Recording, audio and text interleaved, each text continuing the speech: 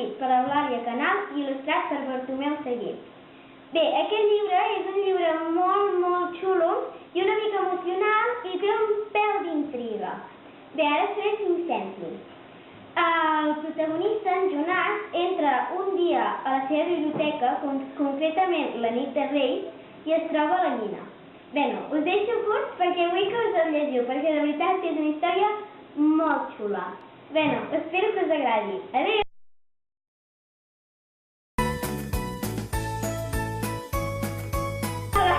El protagonista entra a la seva un dia a la biblioteca.